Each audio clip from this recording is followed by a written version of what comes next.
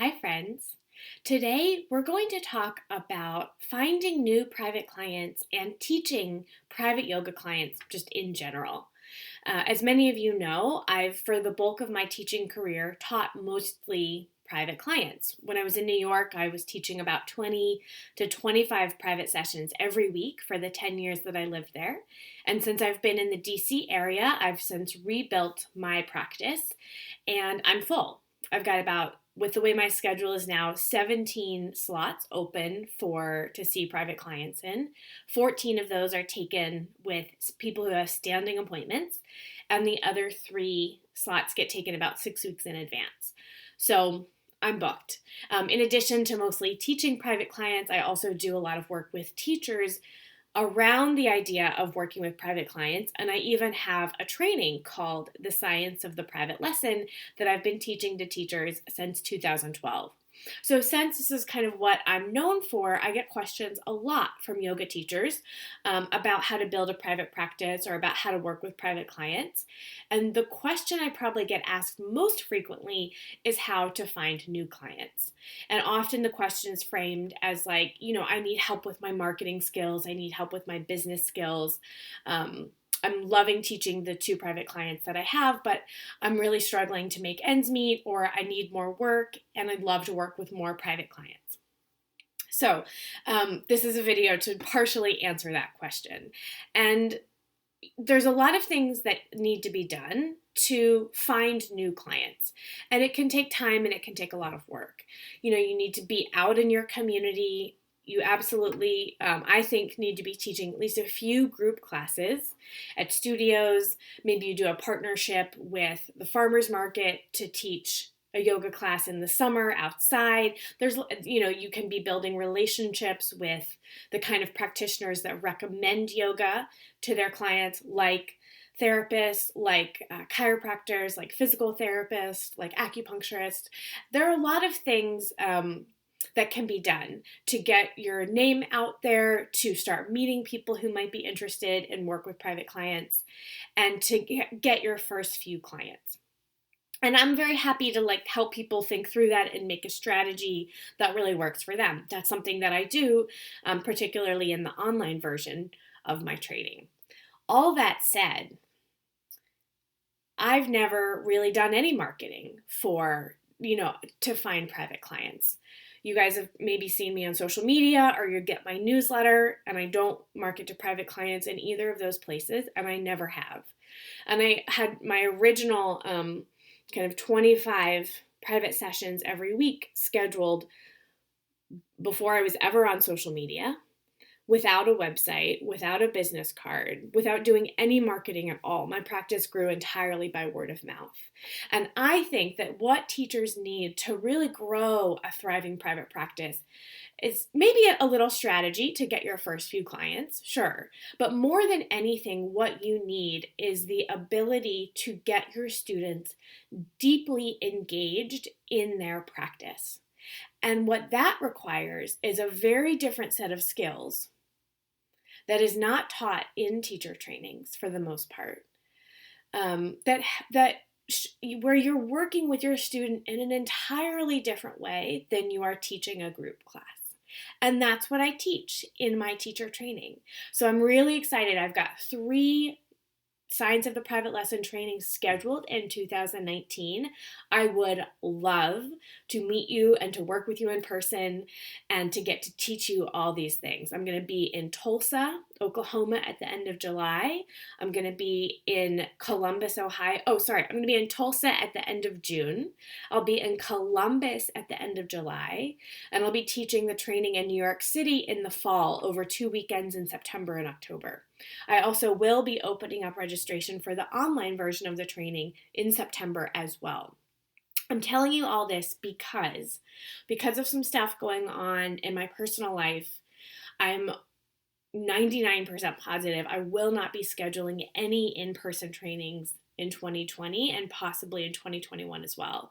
So if you're wanting to study with me in person, 2019 really is your chance. Let me tell you a little bit more about my philosophy. So Yes, you need your first few clients, and yes, I can help you do that. But ultimately, what you need more than anything is a totally different set of teaching skills. It's not taught in trainings, and I sort of happen to fall into that style of teaching in a natural and intuitive way. But I've spent 7, 8 years now trying to unpack what it was that I was doing intuitively and figure out how to make it teachable. And it turns out it is totally teachable. Um, here's sort of the breakdown. The first thing that you need to be able to do to get students to be engaged in their practice and committed to their work with you is you need to be able to create a sacred container and create the space anywhere. Outside, in a gym, in an office, in a house with tons of kids running around. You need to be able to hold that space really effectively. So that means that you're using your language in a very specific way as needed by that student.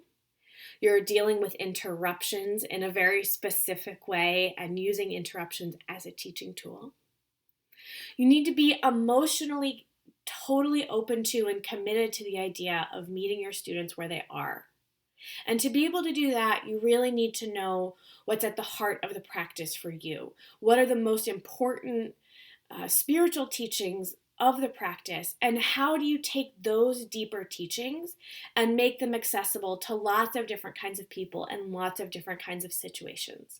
That might mean that you have to be very creative and flexible about the parts of the practice that you do and don't teach, and that you may be creative and flexible about how you start and end class, and you really get to dismantle any ideas about what a yoga class must look like so that you can take the true deeper teachings of yoga and meet your students in a way that makes sense to them and that is useful for them. Again, you need your students to be engaged. You also need to know how to look at a body and understand what you're seeing and how to make adjustments. So so we look at all different kinds of ways to make observations and make assessments, to have a sense of the intended benefit of the pose, and then learn how to adjust those intended benefits and the poses to meet the student. So we're really using the poses and the practices of yoga as tools to help our students do whatever it is you think yoga is supposed to do. My highest intention as a teacher is to support my students in finding union between their body, their breath, and their mind. And we do that in a way that helps them have a more gentle and loving relationship with themselves, more energy to take care of the people around them, and more resiliency so that they're able to do the work needed to create a more safe and a more loving world for all beings everywhere. And it's that inner work that I put in lots of different kinds of shapes, lots of different kinds of movement practices. You also really, in working with private clients, have to have a very firm hold on boundaries. Boundaries can get very complicated for yoga teachers, especially in private sessions, and this happens to be one of my specialties. So I've identified like 5 or even now maybe 6 different kinds of boundaries, starting with the root chakra boundaries of time and money. And this is like in the in-person training, like a full 8-hour day, talking about boundaries, boundary issues, how to hold really clear and strong boundaries and still be able to engage with your students in a loving and friendly and sweet way. And then you also need to know the nuts and bolts of running a business. How do you take payment? How do you deal with scheduling? What are some of the most important things to know about making a website? And those are all things we talk about as well. So we do get to the business side stuff of it. We do talk about how to find new clients, but only after we've done all this deep work and really taught you how to teach in an entirely different way than you have most likely been taught to teach. So I would just love to get to work with you this summer. I love teaching this training in person. I haven't taught it in person in many years, and I probably won't again. So if you are thinking about it, then I would just love to have you kind of jump in and study with me this summer. Of course, you can reach out to me here and let me know any questions that you have about my work or about the training.